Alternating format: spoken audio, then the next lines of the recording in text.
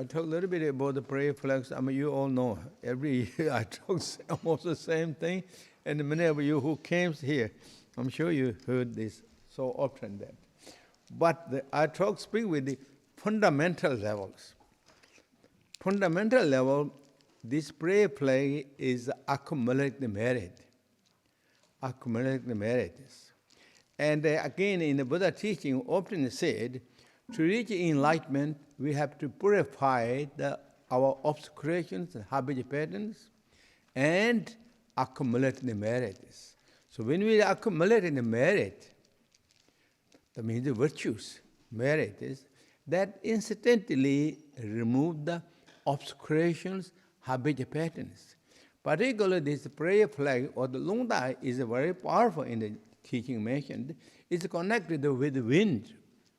In the Buddhism, and particularly in the Vajrayana teaching, why we really going through all the samsara, all these emotions.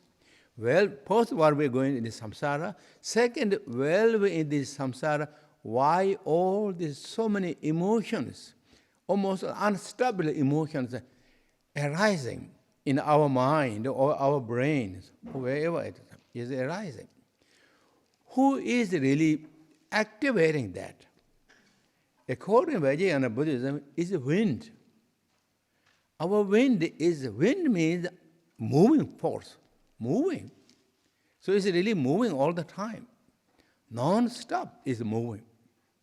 In the teaching often said, mind itself is calm, peaceful, but mind is connected with the wind, and therefore mind is constantly moving and restless, and particularly for us, with a lot of habit patterns, and then it just driving us all different directions, the emotions, such as anger, jealous, heady thought, emotions, doubt and hesitations, the depressions. I mean, it's really one after another. It's all combination is that happening.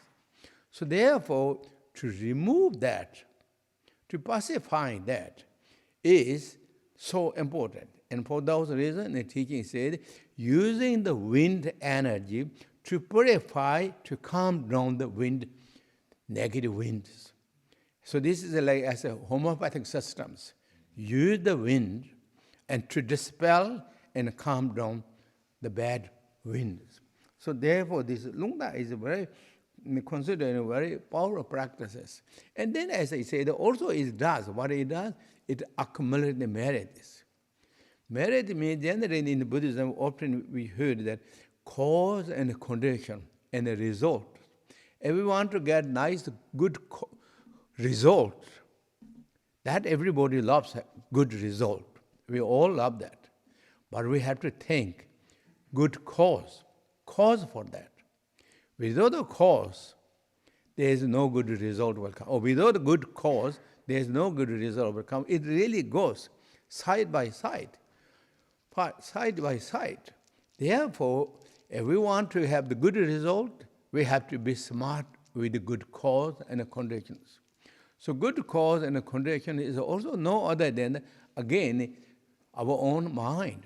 Our own mind brings more virtuous thought, more kindness, more compassion, more love, and bodhicitta, Symbolism. Then whatever we do, if we accumulate the merit, and that will also dispel the obscurations. And particularly this lungda is a skillful means of practices in Vajrayana Buddhism. Say that is really taught that because of this wind horse, when we're raising in the wind horse, what means actually raising up the wind horse? We're raising up the sleeping our courage. We're raising up our sleeping commitment. We're raising up our self-esteems. Then up the bottom down, we're raising up and glorifying our Buddha nature, our own nature. Present our nature of the Buddha nature and all that really kind of dimmed by all those habit patterns, unnecessary and unhealthy things. So, but this prayer flag is really known as to raising up those all call it our courage, commitment, self-esteem, confidence, and that we need to raise up that. If we raise up the confidence and glories and courage and commitment, if we act with that, then the things, all the wishes really comes. According to teaching, it will come. Slowly or maybe not so fast, but it will come that because we are lined up toward that directions. If somehow we demolish it, discourage it, and kind of like our self is lowered down on the door, and then disappointment, all those adding, all one after another, and then it really dragging down as our glories, our successful, our kind of goodness, everything is going down. So therefore, this wind horse practice is, a long time in the Tibet, the raising up that qualities is so important. I said, this raising of this wind horse is courage, commitment, confidence, and self-esteem, and the visions, or what in the West they call the dream. We really try to activate our future dreams, present dreams, in the sense of the more calm and peaceful, beneficial ways. So therefore, this raising of the wind horse is so important. And then also this wind horse is all practice the teachings of the Buddha. Shakyamuni, Guru Pema, Sambhava. So it's very, very special. And the color is also connected with our elements, and the fire, water, the wind, the earth. Those are in the teaching said. And what the blue is represented, connected to the sky elements or space. And then white is connected to the water elements. Yellow is connected to the earth elements. And red is more connected with the fire elements. And then, as well as the green is more connected to the wind element. So we are refining to put those colors and to refining our inner 5 qualities. That means also these 5 elements is connected to the 5 wisdoms, and such as the Dharma Dhatu wisdoms, mirror-like wisdoms, as well as the equanimity wisdoms, and all discrimination, awareness wisdoms, and all accomplishing wisdoms. 5 wisdoms are connected. So that means we're raising up these energies, and with good heart or body thought, and then not just for us, but it's benefit for all beings. Really, in the teaching said it is so powerful, because when you raise up the wind, this prayer flies, that means, according to the teaching said, wind printing this mantra, these prayers, each time it printed, and that carries, that printed that molecules, or printed that particles of the syllables on the mantra, carries all over the world. It goes space to everywhere. So therefore, it is also, according to the teaching, it is really so benefited to all the beings, to the elements, to everyone. And then also it is glorifying, according to the teaching, is glorify, and also it's kind of giving the courage and commitment and glorifying to all the invisible beings too. According to Buddhism, in particular Vajrayana teaching, there's so many invisibles everywhere. And they are also really many times having a lot of difficulty, challenges. But when we do prayer, raise of the prayer flag, it becomes a great healing and support to their intention, their wishes to fulfill the good things. So they become more friendly, more harmonious, more relaxed, and that will affect us too. And then bring more peace and happiness and harmony to the area or to the country, to the world. So, I mean, it is a really very, very special and very powerful. And this time, many of those, as I said, is the Buddha's teaching and Guru Padma Samye teaching. And Vajrayana also like those prayers and put all together. And the symbols of their 4 symbols, I think, horse in the middle.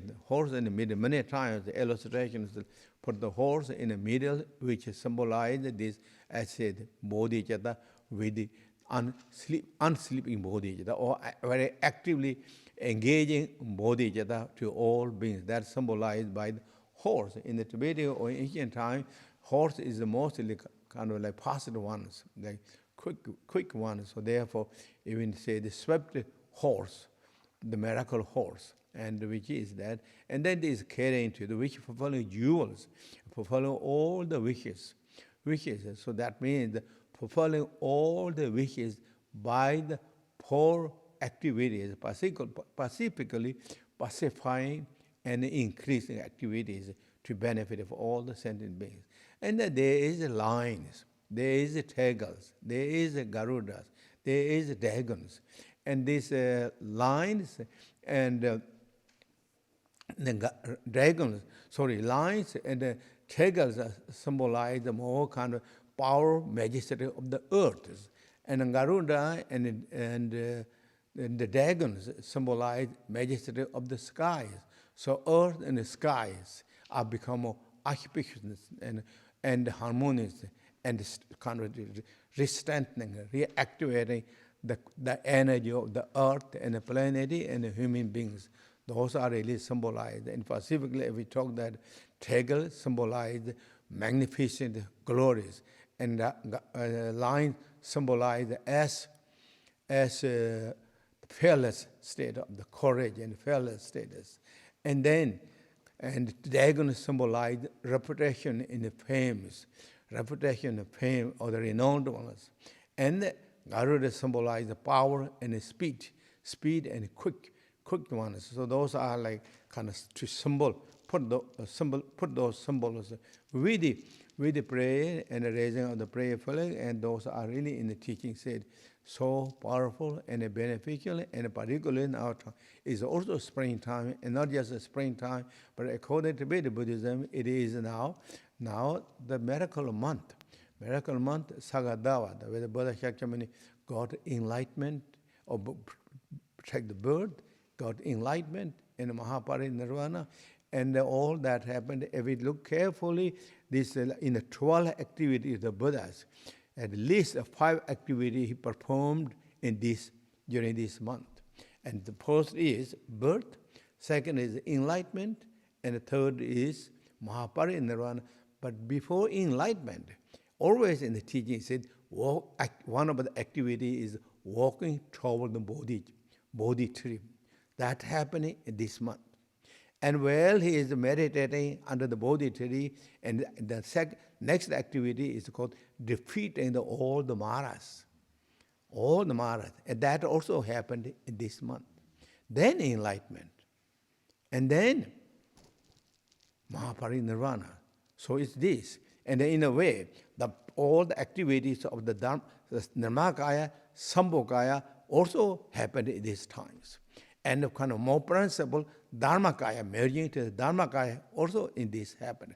So among these 2 Kayas, Rupakaya and Dharmakaya, all that really of course, the Buddha is always in that state, there's no doubt, but external level, as we say, that all he demonstrated within this month. So therefore, according to Buddhism, is considered one of the very sacred and holiest month at that time. If any meritorious activity we do, it will be multiplied with good intention, good meditation. So it's powerful. That means it's meritorious, is multiply. That means also is purifying the negativities, our obscurations, obstacles. So therefore, it just really everywhere is so powerful and so special. And again, thank you very much for participating and coming. Okay, thank you everyone. Okay, and that's my brief kind of talk about that. And now we do the blessings of this prayer flags, and then you all help to raise up this. I mean, this is all came so many efforts. Lama Lorraine, Rabka and the Lion and all the Sangha members really made this so much efforts to get these things, and we have that. So now we really we all help and support to raise up, and then it's just the final goal of these prayer flags. So thank you again. Okay, thank you everyone. Thank you.